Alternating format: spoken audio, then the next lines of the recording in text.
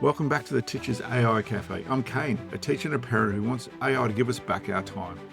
I share practical classroom-tested AI strategies to cut down your workload, improve your feedback and reduce stress so you can get your evenings back and be more present with your friends and family. No jargon, just actionable steps. Grab your mug. Now let's get going. Welcome back to the AI's Teacher's Cafe. And today's tech updates for the 10th of August. There's been some interesting developments around the world of AI in education in the last week or so. Starting at the beginning for over, 2 years? Much of the conversation has been what AI can do, how teachers use it, and what features arrived. And this week, the question has been increasingly being asked, where should we deliberately not use AI? And this is an important question as us as educators. So this comes from Catherine Rundell. She's published a work. She's an Oxford Fellow in the UK. Powerful criticism of AI in education. Now, her argument, in very brief summary, is basically students can produce work much faster with AI. But producing the answer was never necessarily the point in education.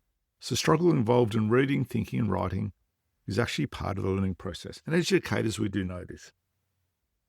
And why I think this fits better around with the larger conversations, we see this as the larger backlash against digital technology in general that's actually happening across at least the Western world anyway.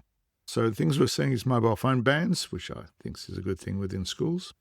Not necessarily for the learning screen side, more for the social media and, I guess, angst between teenagers that they were using phones for. Concerns about student screen time, and I missed David Cutler on talking about that, and he thinks that's very important. Renewed interest in handwriting, books rather than devices, pen and paper assessment, concern about AI dependency. Now, AI is becoming caught up in the broader debate around these issues in education that's become too digital. And then, as I always say from the beginning, AI is a tool, and we always must remember that, and we use it the best way we can. So I guess the interesting question, therefore, is not AI or no AI. It's the big question, which people are still addressing. Where does technology extend thinking, and when does it replace the thinking we actually wanted students to practice? As Daniel Budd did, it's about the process that we want the students to learn, not necessarily the end goal. Okay, what else has been happening? Denmark redesigns assessment around AI. Denmark has made a very concrete change. Upper secondary now will have to orally defend major written assignments. I would love my students to be able to do that. So there's going to be more written work also at school under supervision and with computer monitoring. This is, I think, it's much more interesting and effective than any AI detector. Rather than trying to prove whether an AI wrote something, simply ask the student, explain your argument. Now for history teachers, this is fantastic. We love students explain their arguments. I was talking to my Year 10s the other day. I said the beauty of history is you can argue any side of the point and use evidence to support your point. And I could tell them I could argue either side of a point because I've got a lot of knowledge. I can construct in a certain way. And the example they gave me, they didn't think that was right. But like I said, you can argue any point from a certain perspective.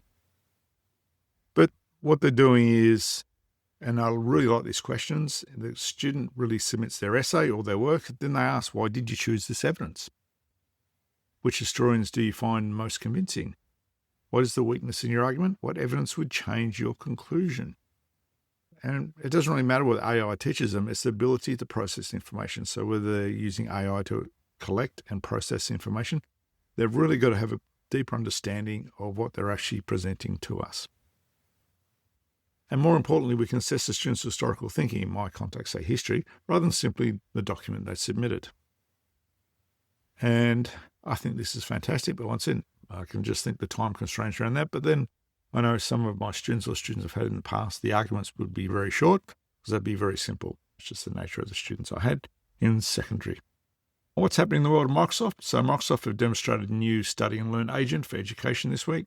The interesting part, the idea is that they're trying to say it's not an answer generator. It's just supposed to operate as a study partner. So the idea is Microsoft is also putting out student AI guidelines directly into Teams assignments. So if you use Teams, you'll start to see those appear. And this is rather useful, I think, because obviously if we put it in front of the students, they can start to acknowledge it. So as a result, instead of one generic AI policy, the teacher could make clear expectations for the actual task specifically.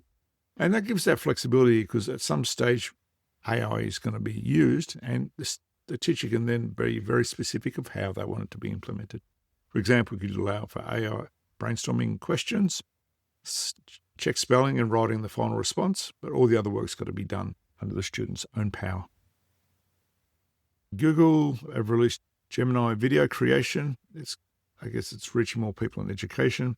Google Vid's newer video models started reaching scheduled release domains this week, so obviously it's rolling out through their education system to be eligible for the Education Plus and Teaching and Learning products. It's called Gemini Omni. Can generate video clips, edit existing footage, respond to natural language editing instructions. So that's quite handy when it comes out. Be interested to see how it actually works in practice. Like I said, I've been playing with making videos around and putting them up on YouTube for those 30-second explanations, which if you use Notebook LM, they actually is pretty good. They're doing history ones, but I'm sure you could do for other topics. So what else is happening? OpenAI, Claude and Gemini. No, nothing's changed since last week. Still the same models out there. Nothing really exciting has changed in that regard. Atlas officially reaches its shutdown date on the 9th of August.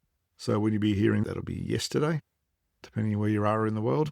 But OpenAI, remember they announced its retirement a month ago. And that's the risk of sometimes we get embedded in using something that technology companies can actually take it away from us. And a bit of a closing thought on here. Perhaps AI's place is becoming conditional, and I think it's a good thing. Because most of the stories around the changing mood in AI education, we hear about the booing at, say, graduation in colleges in the US when they talk about going to AI world. And I guess it moves through several stages that we go through, I guess like the stages of grief for some people. First, we try to ban it. Then we realize we can't ban it. We embrace it. We use it. But then it only improves our learning. And as we move in a much more mature position and we understand what it can or cannot do, we then start to put guardrails in and put conditions of it while giving the students the ability to advance and develop these skills. At the same time, within our context of educators, we still zero in on them actually doing the work themselves and not relying on AI because we want our students to think and progress. So that's where we're going to leave it this week. Hope you found that useful. Like I said, if you want to come on the podcast, drop me an email. Some people contacted me through LinkedIn, whichever works easiest for you. Certainly do so, or even Facebook. I'd definitely love to have a chat. Until then, keep up the good work, and I'll talk to you on Wednesday.